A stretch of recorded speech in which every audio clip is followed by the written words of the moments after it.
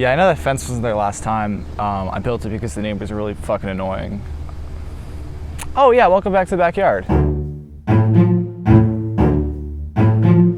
It's been a little bit. A lot happened during my hiatus of this series. One of them being an extremely profitable job interview and about approximately 1,000 extra subscribers.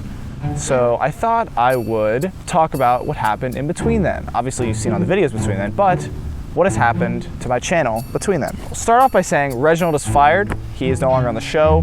Some tweets from 2012 resurfaced and we made the decision to let him go. No, this title's not clickbait. This really happened. Let me explain. This story begins in October of 2020.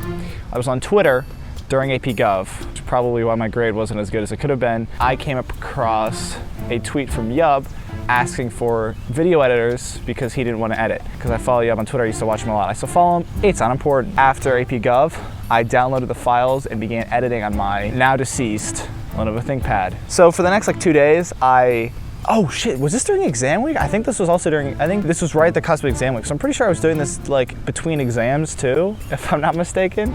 I was, oh my God, I totally was. Anyways, I needed that cloud, you know what I'm saying? So basically Yub was, he gave us the raw footage for an Among Us video. I know, it was October. And he wanted somebody to edit it in a style like his videos, and then he would pick the best one and then just upload that as a video. So I spent the next like 2 days, again, during exam week. I think I spent like 7 hours total editing this like 4-minute video or whatever. That's usually how it goes. Editing is way longer than you think. Check out my video editing, what it is and why you should care video if you want to learn more about it. I really like that video. Plugs aside, I won.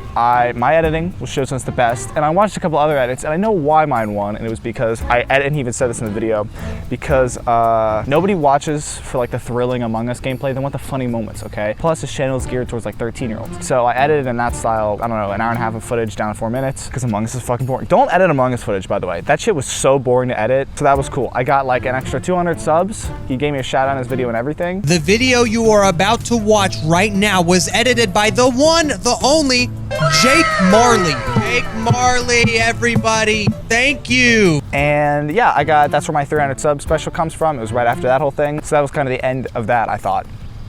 Then I got a Twitter follower, and I don't get a lot of random Twitter followers. And I noticed in his description he was an editor for another channel. I follow him back and he immediately DMs me asking if I could edit for the channel that he manages. The channel in question was Jelly, a channel I'd never heard of. When I looked at the channel, it had 20 million subscribers. Let that just sink in for a second. 20 million. That is a lot. That is a lot of subscribers. His head manager contacted me, 300 sub Andy, to edit for this channel. So naturally, I asked for $1,000 per video. For somebody who has never professionally edited before, I found out very quickly that is way too much. He said like 100 or something. In fact, actually, a bit of this conversation was recorded live on one of the IQ Threshold podcast episodes back when I did that podcast. I'll put the link in the description of the episode if you want to watch it, so you can just see how kind of a clusterfuck the whole thing was. But he gives me the raw footage for a Jelly video with face cam, the gameplay, all that stuff. Now, what I haven't told you up to this point is that this is not a Yub situation. This is not a 13-year-old viewer audience, which is already above my age range. This is a like middle school, elementary school audience. Their editor contacted me because he was like, it's going into Christmas season. Jelly wants like 3 videos a day. 3 videos a day? Yeah, and it's weird because his videos really don't get that many views, like each video. It's quantity over quality at the end of the day, that's what it is. Basically, I spent the next couple days spending about 10 hours maybe of my life editing this, Roblox prop hunt video. It sucked the life from my soul. Bart, the manager for Jelly's channel, very nice guy, very helpful. Could ask a lot of questions, he would answer them all. It was really very professional guy, very friendly. But yeah, I put like my fucking heart and soul into this children's Roblox video. I didn't get it. I did not get the job, obviously. And it was actually a good thing in disguise. It was coming up on exam week again, because it was in late November. Actually, around the time I stopped filming the backyard, I think. Might have even been during. No, it was after the backyard, because this was in like this, like right in the cusp of December exams. And he wanted me to be editing like 4 or 5 videos a week. And because I was about to take exams, and each video took me like 10 fucking hours to edit, that was gonna be a really hard time on my schedule, basically. So they got a different guy, but this was a cool experience. Oh, also, if you're thinking about getting into editing, unless you have a soul of steel, spending hours and hours editing, putting my actual editing talent, heart and soul into this Roblox prop hunt video, I lost something in that process. I'm very glad I didn't get the job at the end of the day, because I like to make what I think is authentic or like creative or interesting or fun. And a channel that turns out 3 videos a day for toddlers that makes like neon epilepsy warning thumbnails, I can't do that. But what I did get, which was invaluable, was the experience. I would have made bank. Okay, let's just get that out of the way. But I did get a pretty cool experience of the behind the scenes YouTube, because you know what you never see when you're watching a YouTube video is like, I wonder what this guy's like when he turns the camera off, or like what's the character when he drops the act. And I got to see that.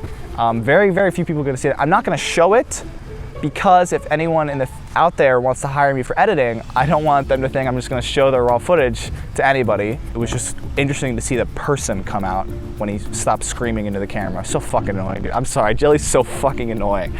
I'm glad I could say that now.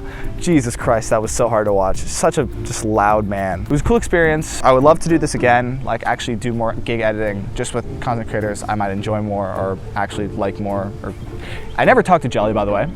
His managers approached me, put me in a Discord group with Jelly, never talked to him. I don't know if he ever saw my stuff. If you want to see the video I edited that was rejected, it's in the description.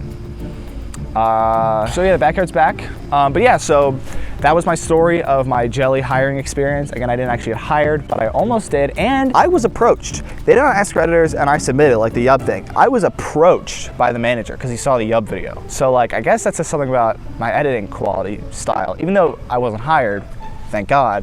What else? Dude. Memento, dude. Oh my God. Yeah, Memento's a pretty good movie.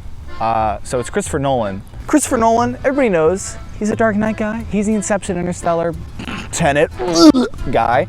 But his first movie before all those, Memento with Guy Pearce, so fucking good. I don't want to spoil anything, but it's essentially about a guy with memory loss, short-term memory loss, who is trying to solve the murder of his wife, which is obviously hard to do when you have short-term memory loss. He forgets everything that just happened within the first like 2 minutes.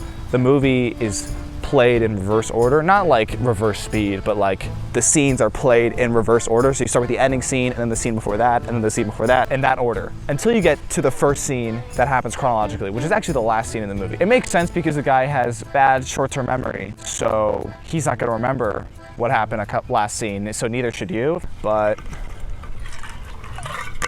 that's the BackYard. It's back, weekly uploads,